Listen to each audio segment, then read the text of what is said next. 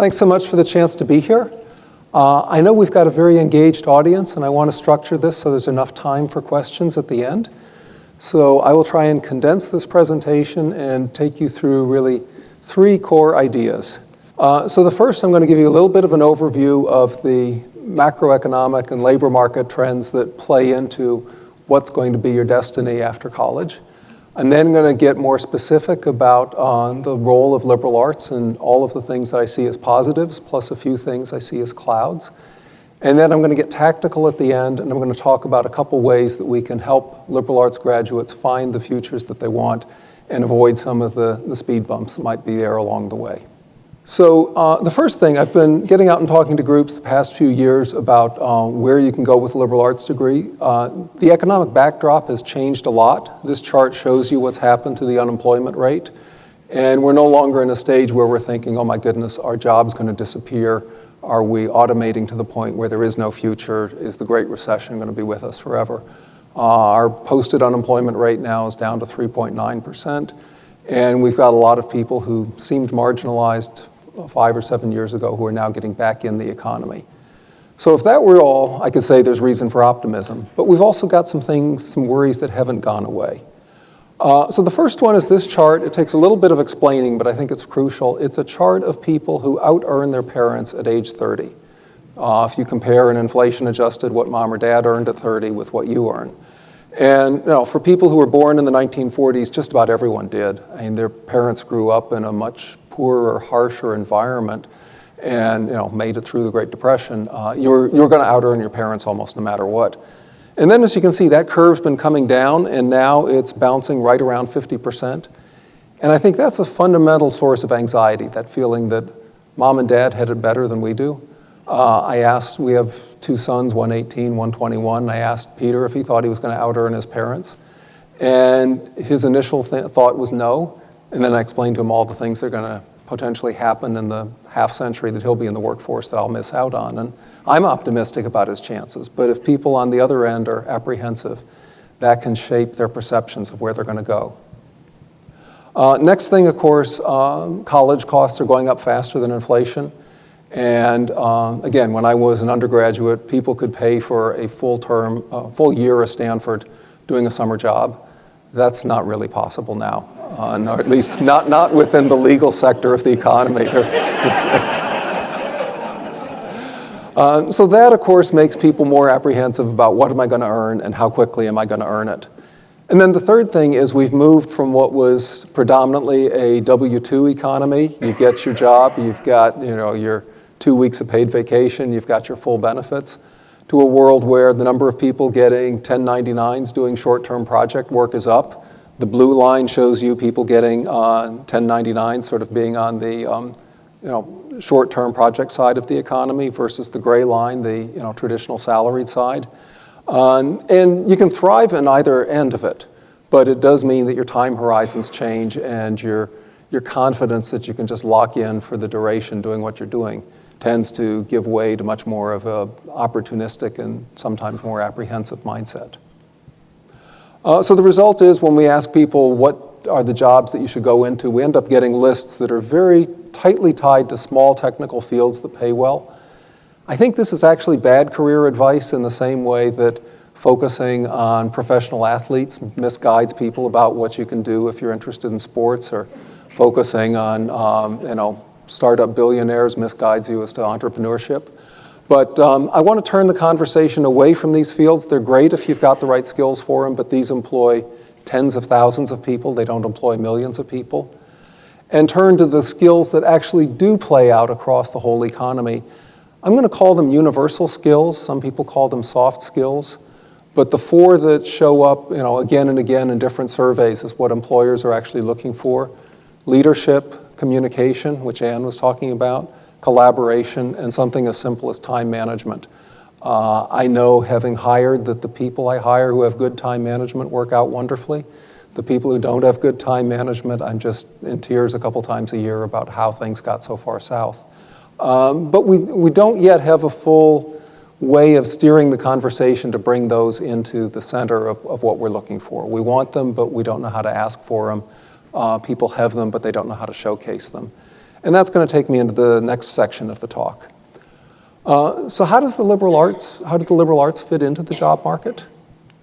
The first thought, and this is central in the book that I wrote, is that there are three things we do that machines can't. And no matter how many things get automated, you can't automate curiosity, you can't automate creativity, and you particularly can't automate empathy. All of these are things that a well-rounded college education should sharpen for you. I made empathy the biggest wheel because when you think about the multifaceted world we have, all of the issues that are open to public debate, all of the different interest groups that need to be balanced, so much of leadership now involves an ability to make different groups work together. You see that in the academic setting, you see it in nonprofits, you see it in the corporate world. And where do you get trained for that? I would argue that college seminars are as good an experience as anything. I've served on 2 nonprofit boards, and coming in as a new board member, I would say the thing that it reminded me the most of was a freshman seminar on the Bill of Rights. You're allowed to talk, but you can't monopolize the conversation. You need to knit together other people's ideas. You'll set an agenda, and you kind of need to stay with it. I mean, these are skills that seem so foundational that it's almost awkward to articulate them, but some people have them, some don't, and a college education is a great place to get it, and the arts and sciences are the wheelhouse for this. So I could argue about how I want the world to work, but the key is how does the world actually really work? And when I did the book, I sat down and played around with some data, and that took me into a search of all the jobs that ask for critical thinking, we like critical thinking, and that pay at least $100,000 a year. I was going, okay, what are employers really asking for when they hone in on really this core element of liberal arts education? And as the slide shows, there are 5 areas. I'm going to highlight 3 of them and glide past the other 2. So the first one I want to highlight is a willingness to tackle uncharted areas. And for a room like this, most people are here because you're pioneers, because you were willing to take on new projects. A lot of the world does not work that way. I mean, psychological studies would show about 1/3 of people have a predisposition toward being explorers, and an awful lot of people just want to stay in the same tightly defined role for as long as possible.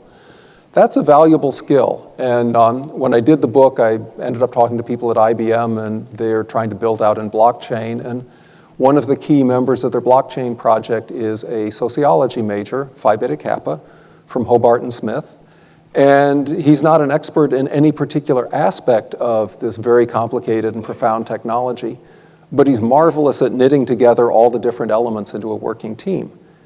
And I'd shared that story in a talk with a bunch of Silicon Valley executives, and partway through, one of them puts up his hand, and he's from Intuit, and he says, oh yeah, we've got a political science major running our blockchain initiative. And 2 examples doesn't quite make a trend, but it gets us started. I like the momentary applause. But the key point here is that ability, whether it's in classics, studying Athens and Sparta, or whether it's in sociology, studying recidivism, you're going to get into figuring out a lot of different groups and a lot of different new areas, and that is a very transferable skill.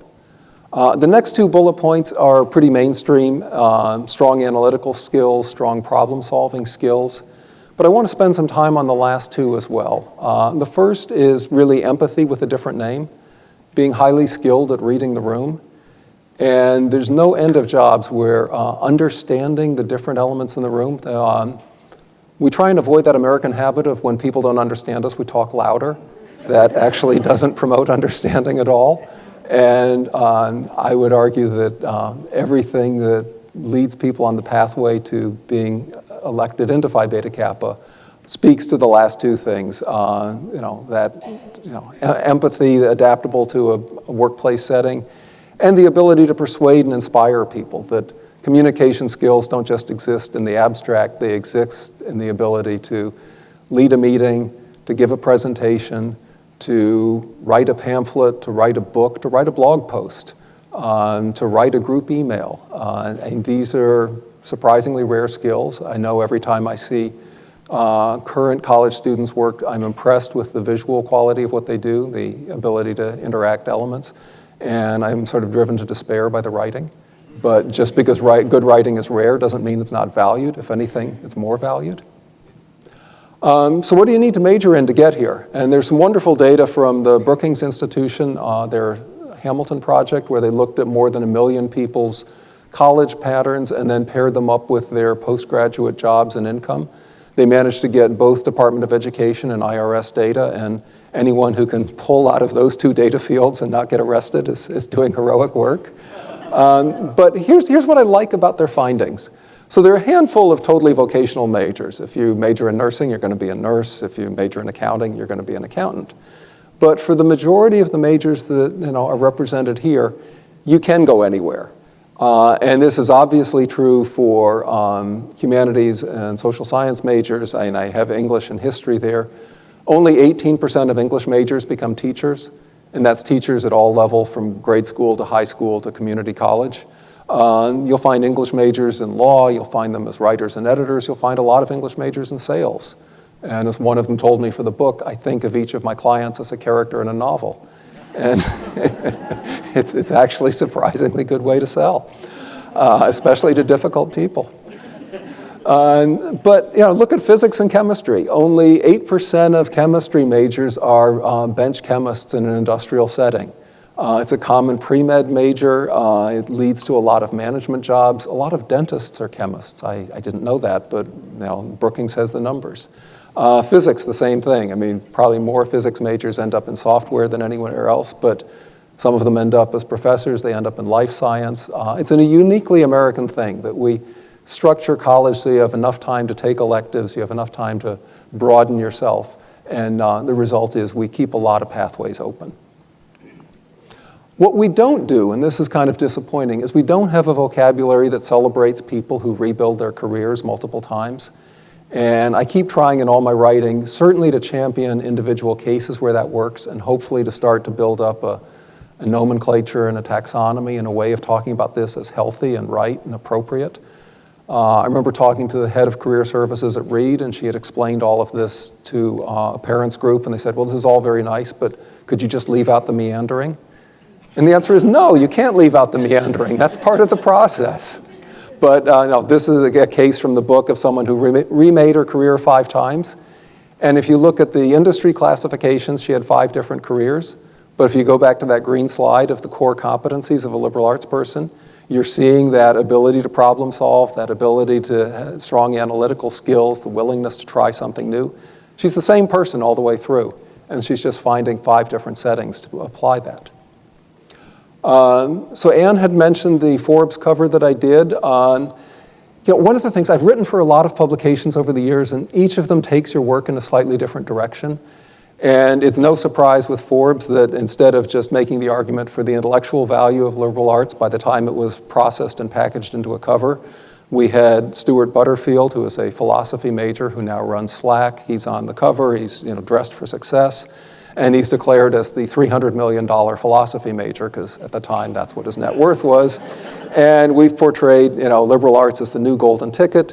You don't have to code to get rich, how liberal arts is the must-have skill in Silicon Valley. So yes, they probably put the bellows to the theme, but I'm going to regard that as virtuous amplifying.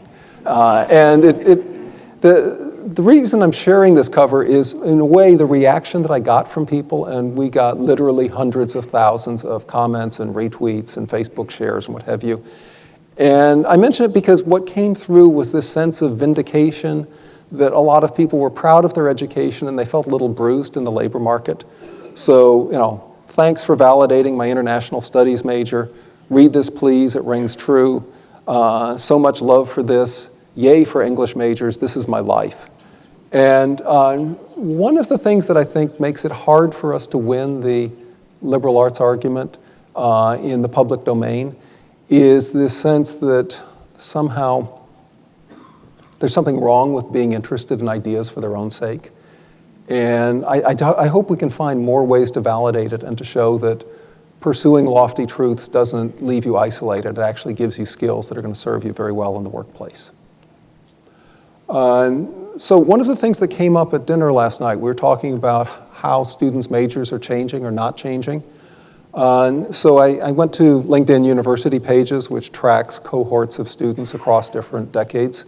And I used Kenyon as a proxy for a liberal arts school, and then I used Ohio State as a proxy for a large state university. Do we have a Kenyon contingent here? Okay, this is your moment. It's going to be all Kenyon for the next 90 seconds. So you can see from the chart, hopefully the type is not too small, but if it is, English remains a core major. It has tailed off a little bit. Economics now has displaced English as the most common. Okay, I will update. Okay, well done. So, we do see majors like anthropology and philosophy no longer in the top 10. But, if they're 11 or 12, I think the core point here is you can get full value out of an American liberal arts education in a way that you can't in other cultures. You go to England, you declare your program of study, that's what you're going to be. There's a whole wall of classes that you will never take. And we do allow students to explore a lot.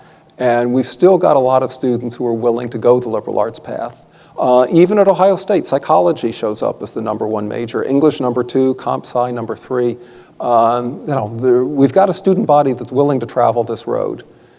The challenge is just, can we make it feel fulfilling to them, particularly in the first couple years? And all the things I showed you about what employers look for in the jobs north of 100,000, there's plenty more evidence I can bring you there. The challenge is, what'll work for you at age 35, how do you get it to work for you at age 23? And obviously these are more examples of people who do well in the book, but all of them had that quality of, as if they came into the good end of the workforce with their papers not quite in order and hoping that the INS and ICE didn't come after them. How do we change that? Again, same point, the more education you have, the more likely you are to switch jobs. And we need to start thinking about education as a path, not so much for stability, but for mobility, that degree gives you more options. And that actually is part of why you're going there, as opposing just to train for a narrow field. So let me talk a little about what we can do to improve the college to career pathway. And this is, I kind of like this slide because, one half of it works fine, and you can decide which end is college and which half is career. The main thing is there's a road cave out in the middle, and kind of a problematic one. It's just not going to be easy to get across from one side to the other. So how do we fix this gully in the middle? I'm going to offer you 3 simple ideas. The book gives you a whole lot more, but in the spirit of opening up time for Q&A, I'm going to run through these pretty quickly. First one, some new ideas about how people should be searching for jobs. Next one, some new ideas about what people should be saying in interviews as they approach the employment market. And then the third thing is, where do you want to be to find your job? There's good data from the National Bureau of Economic Research on how jobs happen. 42% of them happen without a visible trace of a job ad. And some of these just, it's month-to-month data, so there may have been job ads that were up for only 2 days. But even if you take the most narrow definition, 1 in 6 jobs is never advertised. And I think the problem is the academic model, which professors are most familiar with. All the good jobs are posted. There's an orderly process. You have specs that are quite clear. You send in your resume and your CV and everything, and then you get invited for your interview. The rest of the world doesn't really work that way. And a lot of hiring is impromptu. There's hiring for jobs that didn't even have a clear spec, and you meet someone interesting and you create a job for them. And I worry that we're not really preparing college students as well as we could for that kind of very fluid, opportunistic world. And we're asking them to model a world that's great for getting an assistant professor's job, but is not really good for getting an assistant marketing director's job.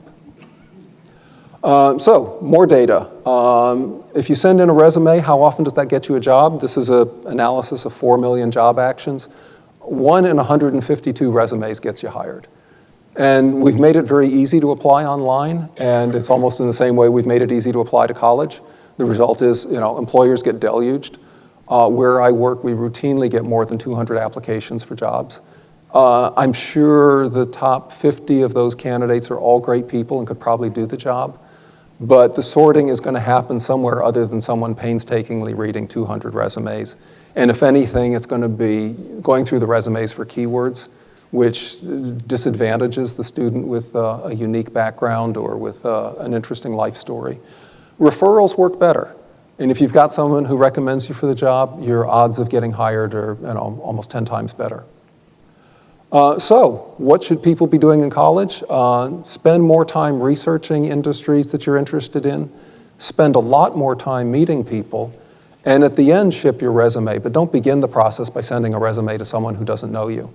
The power of convening is huge. And this is why I'm so excited about initiatives like the Young Professionals Key Connection that Anne's been leading. I think Phi Beta Kappa has a tremendous role both for new graduates and even for people approaching graduation to be that convening force. I'm struck by one initiative at Pomona where when you declare your major, you get a dinner sophomore year, not just with the faculty, but with recent alums, and you discover all the different things you could be doing with a poli-sci degree, and you start to meet the people who will open doors for you. And I think we need to, as a society, look for more ways to make those kinds of happy connections happen. Second point, telling your story is more important than ever. You want to bring out your individuality. You don't want to be one of those 152 resumes. And that comes back to the 4 things on my list: leadership, communication, collaboration, time management. Being able to speak about how something you did in classes, something you did in your extracurriculars, develop those is a way to connect with people. We're one ahead. And the book goes through a lot more detail about the mechanics of becoming a good storyteller. It also just offers a lot of people with inspiring life stories. And I find when I meet college graduates, it takes about 5 minutes for them to realize it's okay to let a little humanity come into the conversation. And each time I'm just blown away. I mean, these are people who should be rising into important positions. These are the kind of people you come away from a campus visit feeling so optimistic and so confident the next generation will do it better than we did. And we just need to have a mechanism of getting that into the conversation. And then my last point, and we'll close on this pretty quickly and open it up for Q&A. Jobs are not distributed evenly around the US. And in my generation, I realized if I wanted to be in journalism, I needed to get to the East Coast. When I was coming out of college, there was a job that involved covering the timber industry in this little company called Intel, and you had to do both of them because the tech beat was not yet built up on the West Coast. And there were a ton of things on the East Coast, so I went to New York and did New York for the amount of time that one can do New York, and then went on and did other things. But the job map changes. This is a current one. Denver, of all places, is hiring like crazy. Seattle has a labor shortage. Austin has a labor shortage. This data is now widely available, and I think students need to think about where can I put my skills to work. If you're geographically mobile, it opens up a lot more opportunities. We're back to Kenyon, second helping. Liberal arts grads tend to be terrific about mobility. And this shows even for people who graduated from Kenyon a couple of years ago, 84% of them have moved out of Central Ohio. They're in New York, they're in Washington, they're in DC. By the time you look at people who've been out 10 years or more, the percentages are around 95%. Large state schools, you get fairly substantial migration. Community colleges, you don't. So everyone needs to pick the path that works for them. There can be good reasons for staying in your hometown, but if you're willing to treat all of the US, or better yet, the whole world, as your potential place of employment, the opportunities become much bigger. Last thing, a few words about parenting. And this is, in a way, an effort to apologize to everyone whose lives I messed up trying to be a parent. We overprotect our kids. And we get them thinking that they're on a trampoline or they're on a tightrope where one mistake and it all just goes for naught. We're on trampolines. People bounce back. This is a great country for second chances. And I think part of the pathway that I described, that willingness to reinvent your career, if that can start in people's teenage years, being willing to explore more, try the difficult class just to see what happens as opposed to manicuring a transcript, it opens up more opportunities. So how do we get the can-do spirit back? All I can do is offer models, offer data, offer as impassioned an argument as I can, but I think this is doable, and I'm very excited that Phi Beta Kappa is doing so much to forward the cause of the liberal arts student and the liberal arts graduate. Thanks very much.